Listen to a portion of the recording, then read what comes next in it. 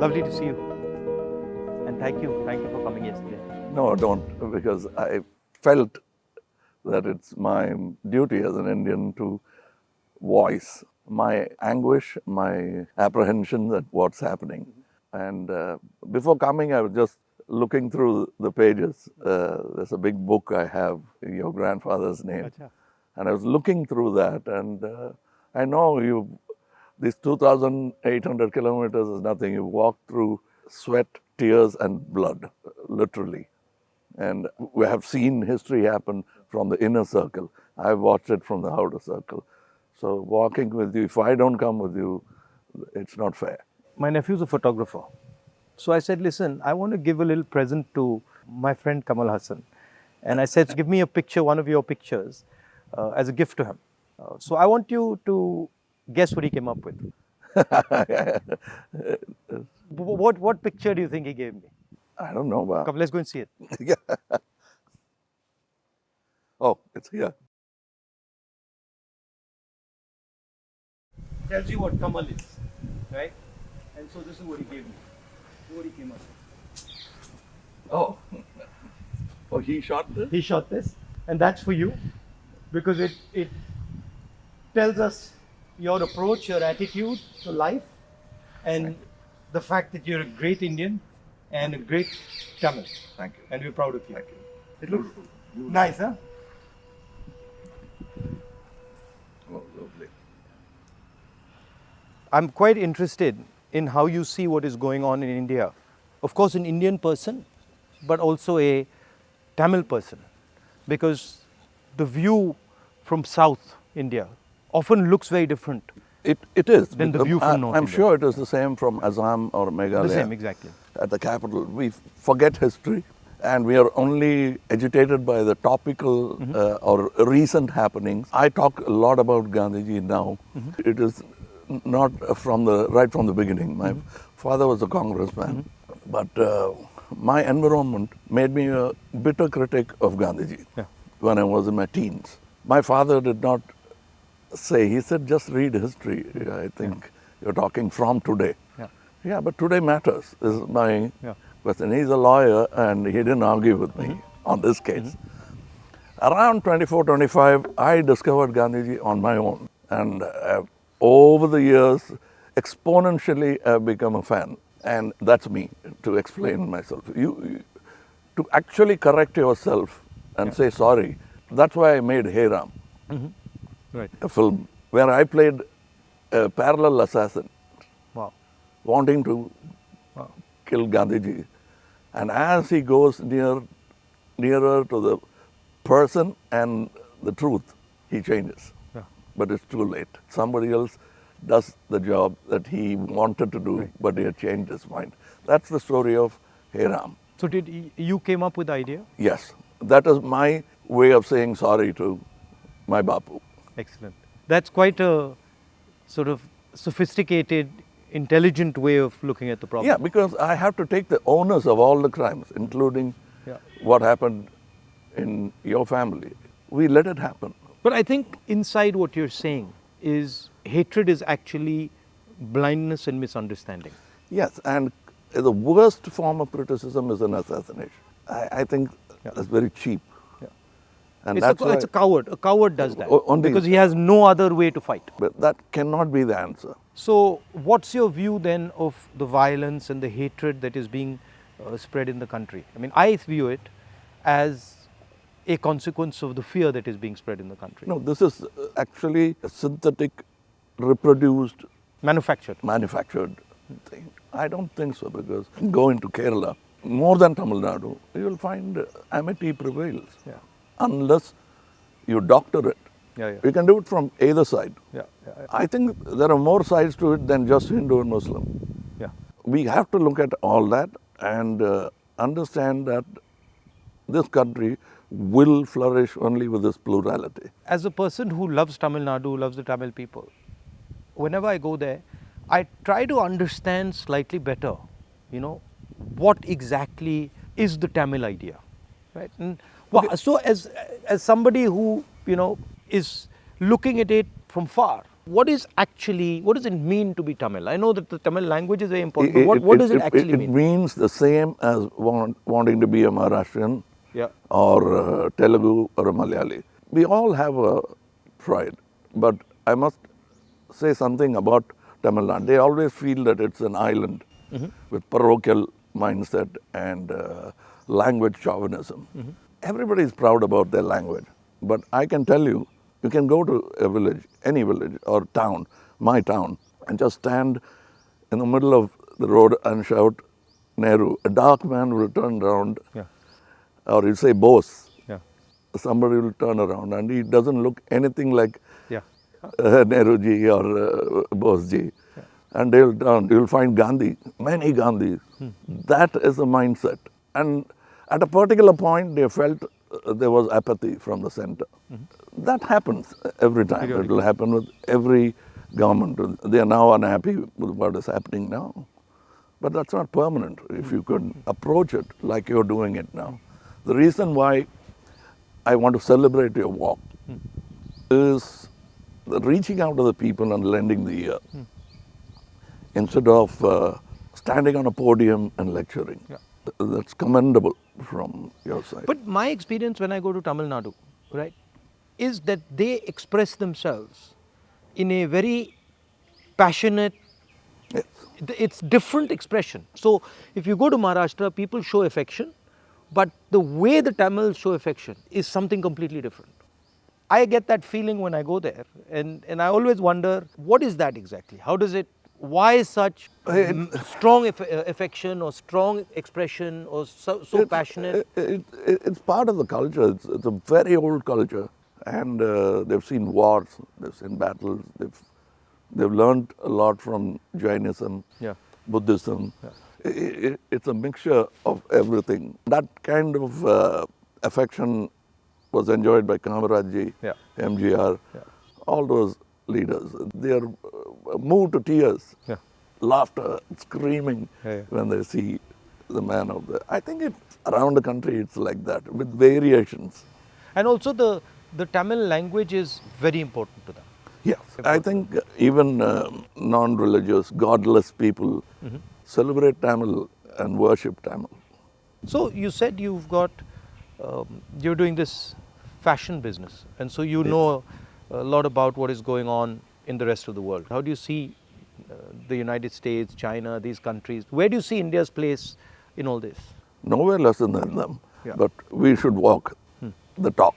Yeah. Like you're doing, every Indian must walk the talk. I want to be, or simply resigning yourself to calling it a third world country. Yeah. You can't do that anymore. That's blasphemy. And you said in our earlier discussion that production has a lot to do with it. The ability to produce something and Yes. sell it outside India, not just in India. Yeah, we can't have a toddy mindset because you can't bottle it. It has to be had Right. then and there. We are in G20 not because of one government, Yeah. successive governments. Yeah. And whatever good they could do, that has accumulated and come to this day. Yeah, yeah. So we are aware of that. And you were talking about China. I want you to say more. The security of the country, both internal and external. Yeah. Your opinion on it. I was speaking to some ex-servicemen the other day, and I was mentioning to them that security today in the 21st century, it's not good enough just to say, okay, what do our borders look like, right?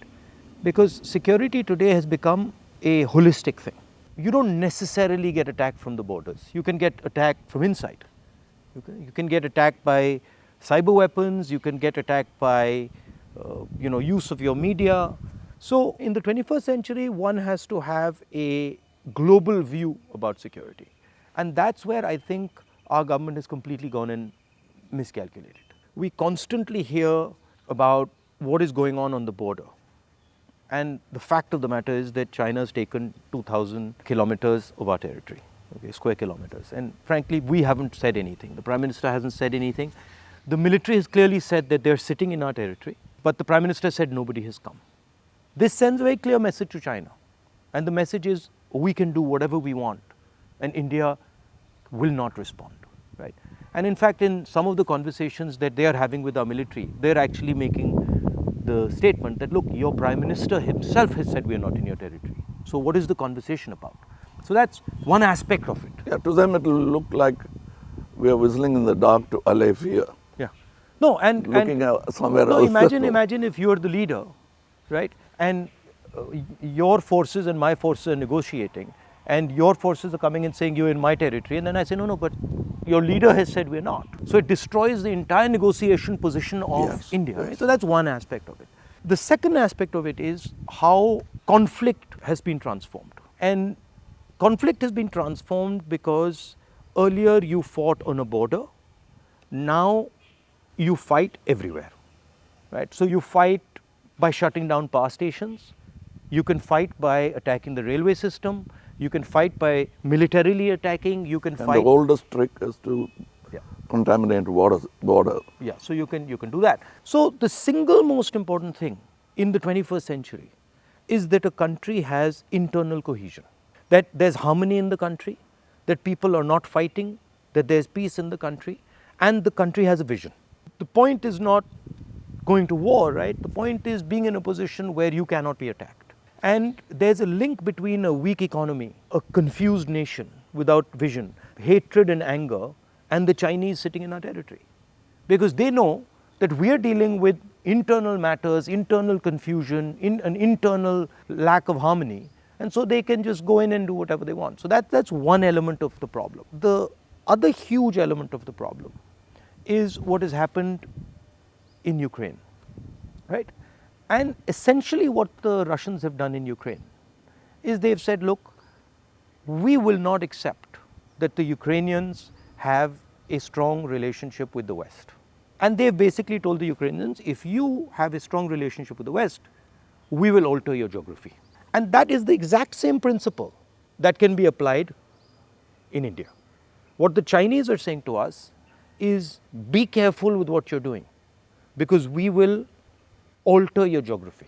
We will enter Ladakh, we will enter Arunachal, and what I can see is them building a platform for that type of an approach. So as an Indian person, I don't want to be somebody who's warmongering, but I'd like our country to be aware that there are real problems on the border, and those problems on the border are connected to what is going on inside our country.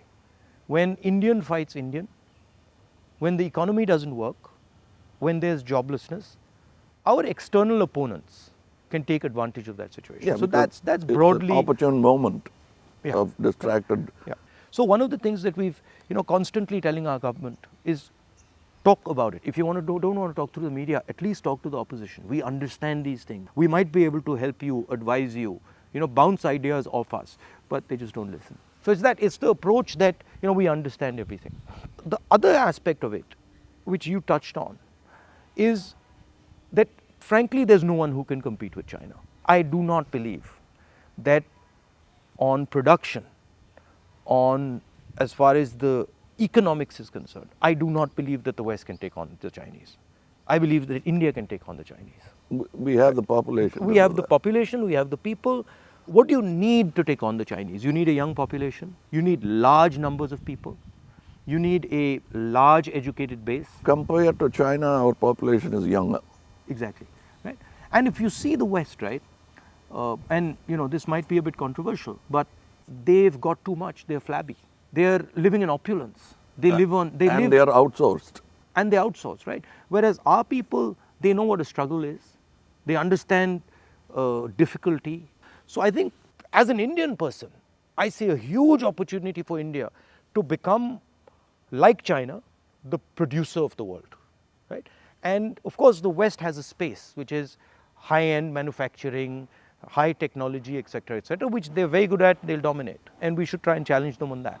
But I do not think they can compete with China on the large-scale manufacturing, blue-collar work. And I think that's the tragedy, that we are walking on these streets, you walked with us, and all our children are saying we are unemployed, when in fact we could have huge amounts of employment through our agricultural system, through sort of manufacturing. The constant neglect of agriculture is disgruntled many Tamilians.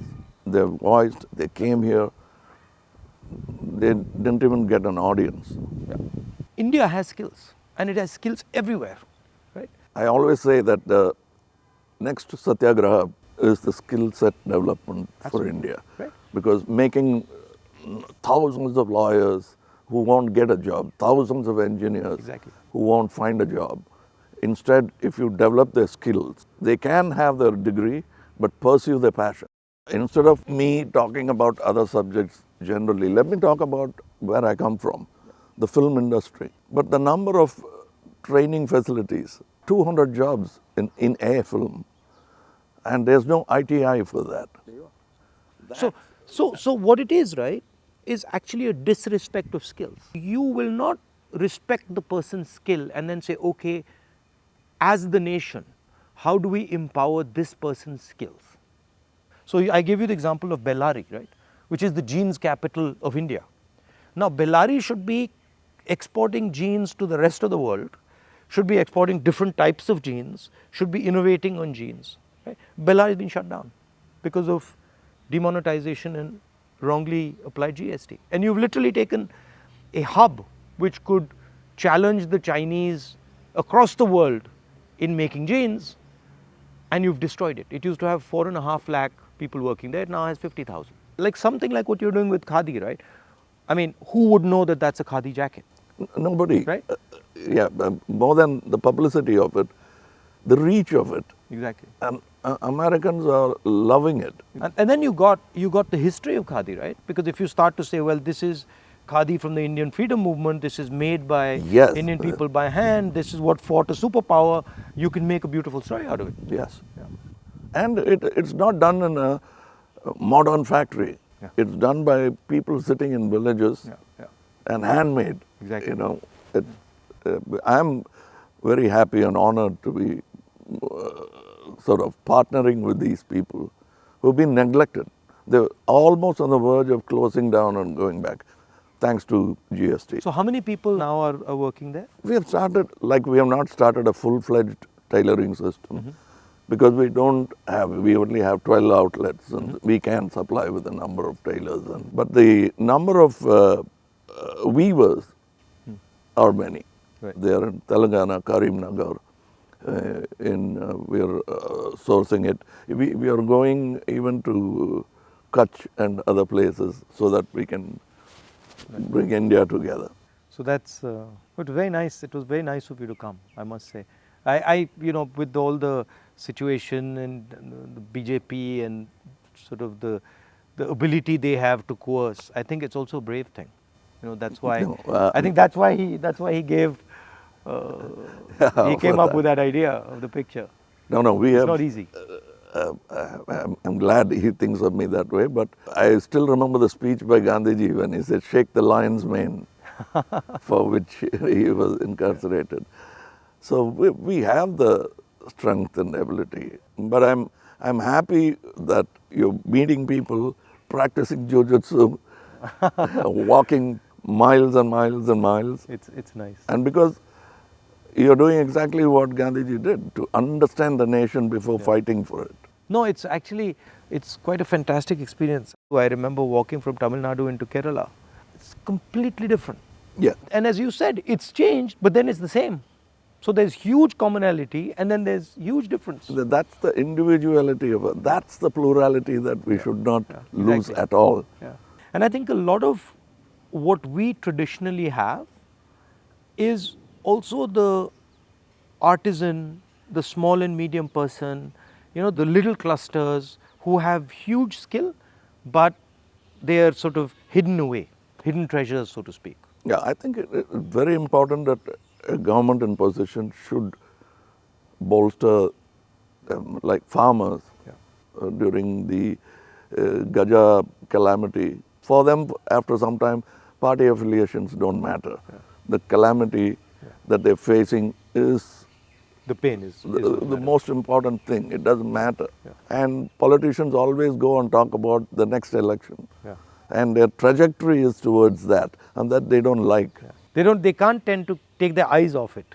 Politicians. I find that. And I get criticized a lot, sometimes, where they're like, oh, he's not election centric. I mean, I think of course, one has to fight elections, one has to be in politics, one has to take them seriously. But there's also another role of people. There's a role of bringing people together, of listening, of being affectionate. You know, that role, I think, is a very important role. What we have done through our party is that simply sort of wipe the dust away from the Gram Sabhas and brought it back into, now it's happening because we are attending and now we want to take it into the towns. I think people should participate in politics, not necessarily electoral politics only. Exactly. But they must have a firm say that politicians will have to understand it's not all about number crunching, that they'll have to answer certain things. And people should also feel that I can vent or complain. I can say something, and politicians should also feel that I can take some punishment. You know, he's shouting at me, okay, no problem. I did something wrong. I go and listen to what he's doing, what he's saying. I think that's, you know, people don't like criticism. I think criticism is a good thing. I think we are a very young democracy still, in spite of 75 years. The reminiscence of the monarchy is still in our mind. Yeah. No, that's a profound thing you've said. It's true. It's still, they want loyalty. And politicians who are in power want to somewhere behave like a king. Because it's not too far behind in history that we had princely states. 70 years, yeah. But I think if you look, a lot of sort of our chief ministers and leaders, the approach is that of a king. You know, you're like unilateral decisions. I will do whatever I want, not taking into account what people feel, not listening. I think there's quite a lot of that. Yeah, and they are offended when you call them a civil servant. Yeah. I'm not a civil servant. Yeah. I'm in position, I'm in power. But that's what we are, ultimately. It should be a position of honor rather than position to usurp. Yeah. The trustee idea of Mahatma Gandhi. Over the time, I'm looking for people who are at least a semblance of that in them, because it's unique. Is a tall international figure. Yeah. And that we realize when he's not there. Well, anyway, I won't keep you. No, I'm keeping you. It's lovely to see you. And whenever you're in Delhi, you know, next time, maybe we go and have a meal or something. Yeah, sure. I'd love to do that. And I'd like you to look into our thing I've sent. I will. I'll give you my your measurements. I will 100%. We'd like to dress you up. Okay, I'll do that. Thank you. Thank you for the time. Thank you.